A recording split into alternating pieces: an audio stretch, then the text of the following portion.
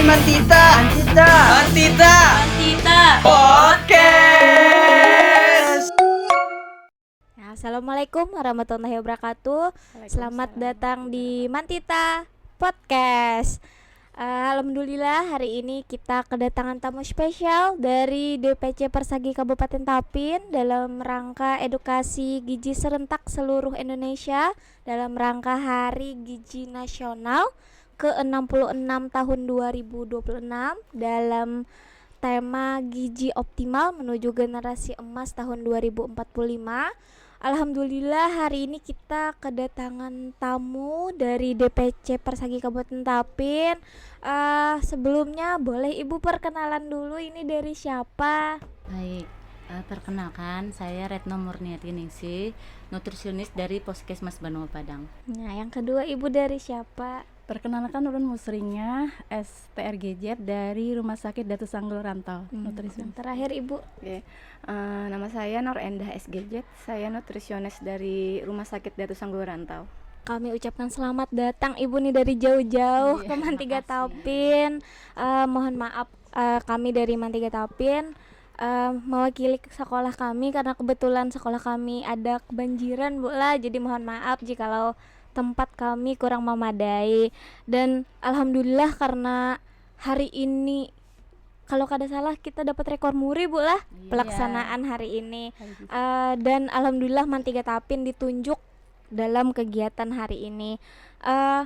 Karena tema kita hari ini adalah Hari Gizi Nasional, memperingati Hari Gizi Nasional, untuk tema pada hari ini adalah gizi optimal mewujudkan generasi emas 2045. Ini berkaitan sekali dengan remaja, khususnya Bapak Ibu lah. Nah, maka pada hari ini Ulun sebagai pembawa acara pada hari ini mengambil tema gizi pelajar pada remaja. Jadi kita akan membahas seputaran gizi remaja khususnya untuk madrasah Bu lah. Pertama yang Ulun ingin tanyakan, bagaimana sih peran gizi untuk anak sekolah itu Bapak Ibu? Baik, di sini biar saya yang jawab ya. Inggih. Pentingnya peran gizi untuk anak sekolah. Pertama, mendukung pertumbuhan dan perkembangan. Terus yang kedua, meningkatkan konsentrasi dan prestasi belajar. Yang ketiga, menjaga daya tahan tubuh. Dan yang keempat, mendukung perkembangan otak dan prestasi ataupun kecerdasan.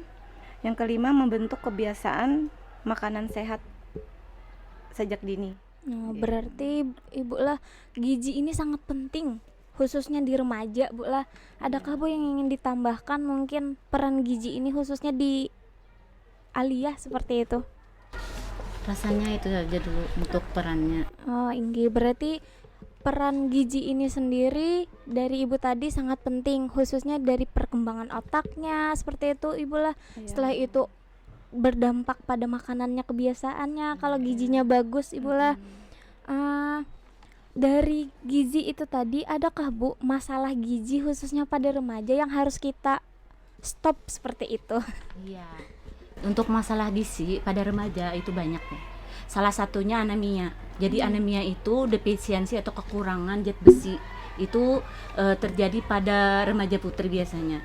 Itu masalahnya yang satu. Yang kedua itu adalah gizi lebih atau obesitas. Obesitas itu karena anak tersebut itu kelebihan makan gula atau kandungan gula, terus kurang aktivitas fisik dan sebagainya. Terus masalah yang ketiga adalah kekurangan gizi atau defisiensi, kekurangan zat gizi. Jadi dia itu kekurangan karena mungkin anak tersebut dia dulunya gemuk, mau diet atau makan tidak teratur.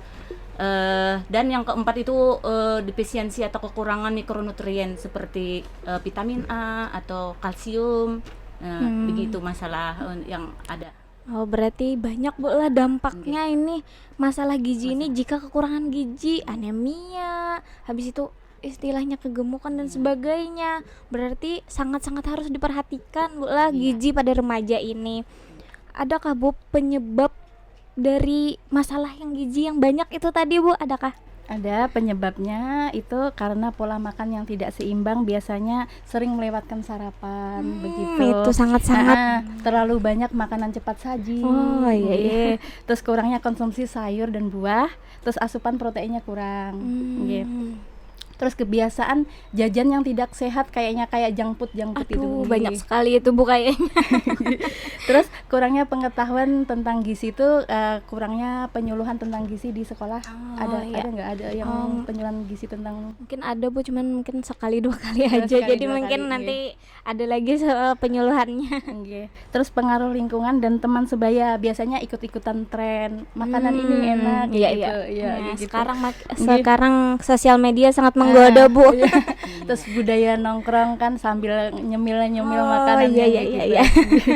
Terus sama aktivitas fisik yang tidak seimbang, misalnya kayak kurang olahraga sama kebanyakan main gadget kayak gitu. Gadget Gitu. sangat berpengaruh Bu Sangat lah. berpengaruh karena kadang-kadang sambil main gadget tuh sambil ngemil gitu. Iya. Nah, kebetulan kita ada di depan ada sponsor kita Bu dari CSR Hasnur, boleh diminum Bu, boleh silakan. Iya. Sambil minum aja.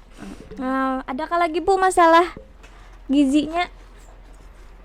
Nah, dampaknya ya. Oh iya nggih. Nah, dampak dari masalah gizi tersebut adalah penurunan daya tahan tubuh pada remaja tersebut. Terus untuk yang remaja putri, karena kekurangan dari zat besi tersebut, dia akan mengalami anemia, dan misalnya nanti pada masa dia menikah nanti atau hamil nanti, kemungkinan anak tersebut akan melahirkan bayi yang stunting atau bermasalah gizi lagi. Jadi berkelanjutan Iya, Bu lah. berkelanjutan. Kalau sekarang tidak diatasi, nantinya istilahnya untuk remaja putri ini sangat-sangat berpengaruh.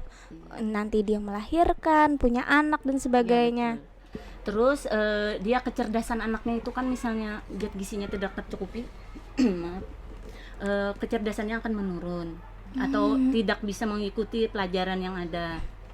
Demikian. Dan nanti kalau misalnya sudah masa yang akan datang atau setelah dewasa tersebut, kemungkinan dia akan mengalami penyakit tidak menular seperti diabetes, jantung, hipertensi. Berarti sangat berpengaruh Bu lah. Istilahnya dari sekarang nanti akan berlanjut untuk akan datang. Adakah Bu pencegahan dan solusi dari masalah-masalah kita ini tadi yang kayaknya kalau menurut ulun pribadi banyak siswa atau remaja itu melaksanakannya dan kayaknya tuh terus menerus kayak kata Pian tadi, junk food. Setelah itu gadget khususnya tidak bisa lepas. Kalau untuk Gen Z seperti ini Bu, kada bisa lepas dari gadget gitu. Nah, adakah Bu solusinya? Baik, untuk pencegahannya pertama kita merubah pola makan dulu ya, perbaikan pola makan. Perbaikan pola makan dulu, Yang Bu lah. biasanya ada anak itu kan tidak biasa sarapan atau makannya ada yang cuman 2 kali sehari. Mungkin karena faktor kesibukan orang tua atau memang karena kesibukan sekolah kan. Terus yang kedua, mendapatkan edukasi gizi.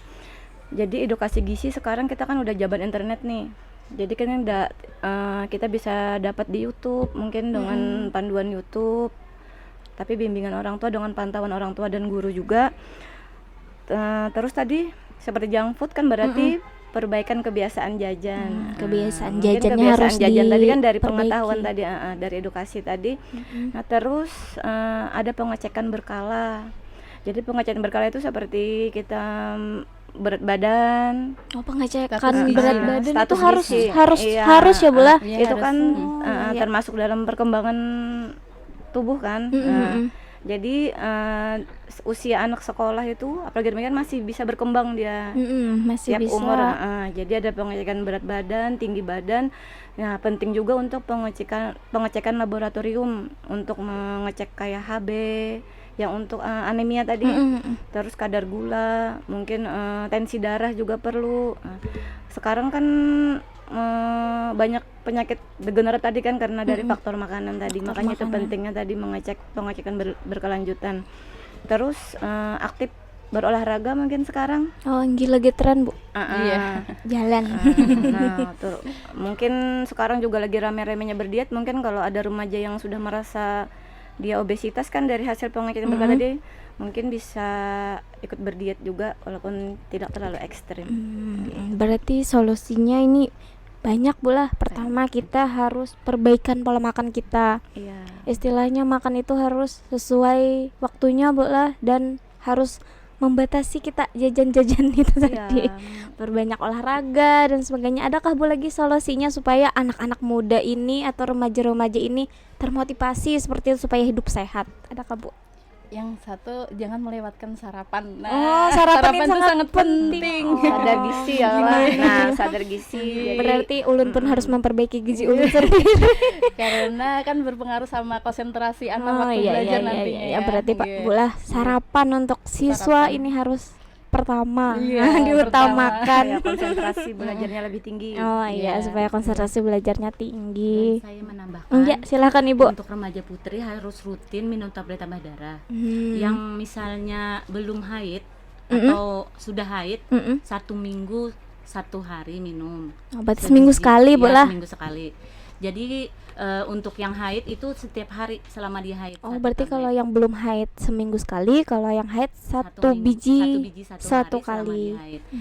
Dan kita juga untuk Puskesmas ada kolaborasi pelaksanaan aksi bergizi dengan pihak sekolah. Jadi kami memberikan tablet tambah darah gratis ke sekolah-sekolah, minta bantuan dari pihak sekolah untuk membagikan minum tablet tambah darah kepada remaja putri. Alhamdulillah kalau di sini sudah dibagikan Bu. Alhamdulillah.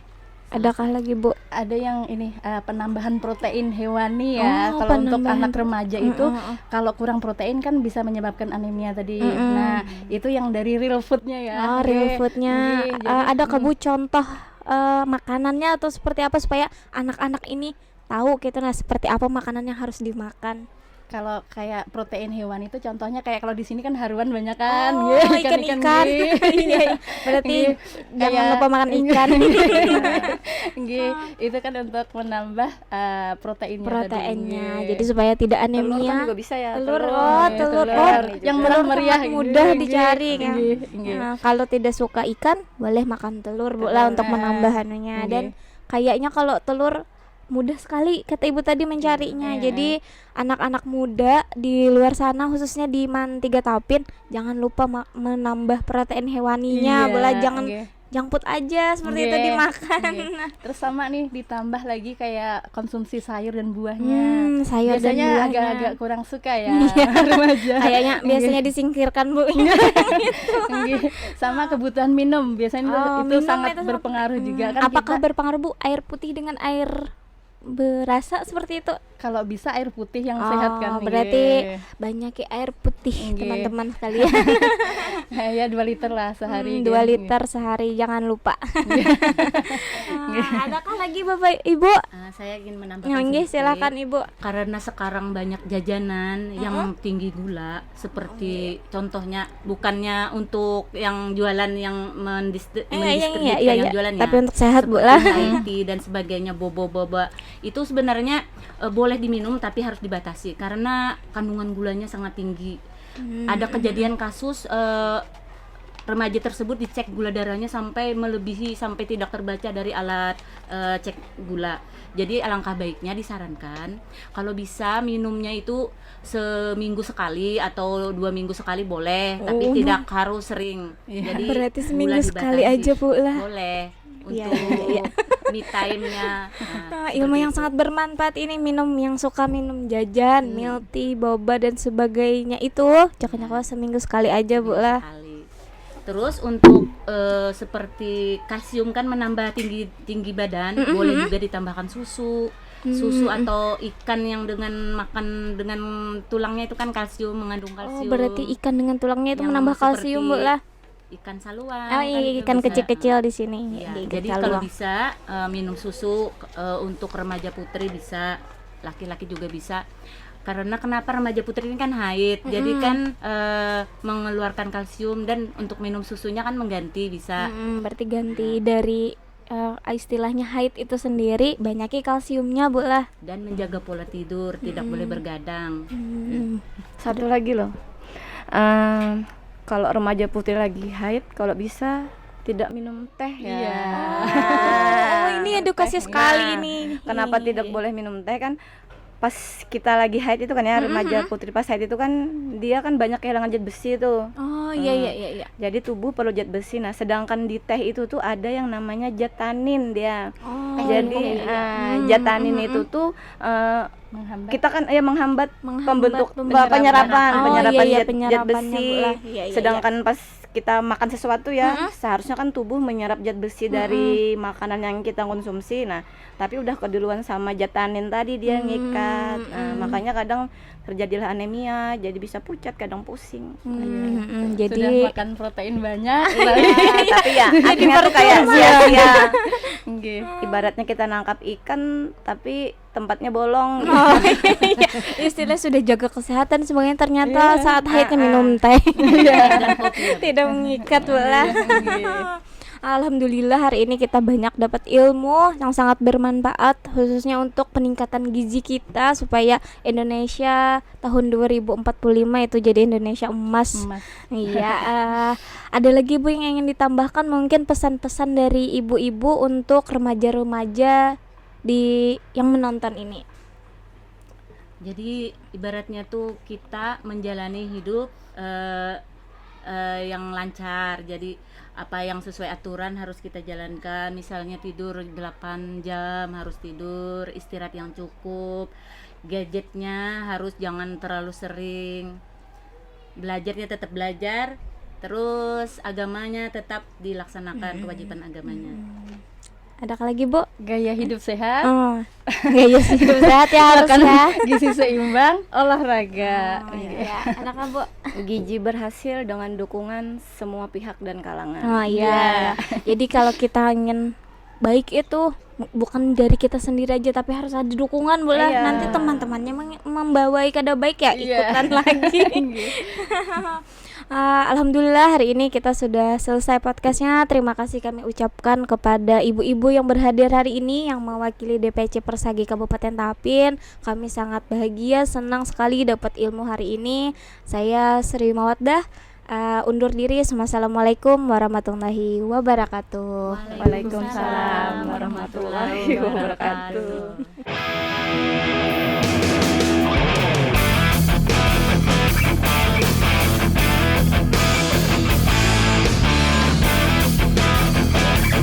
Oi Mantita. Mantita. Kita Podcast.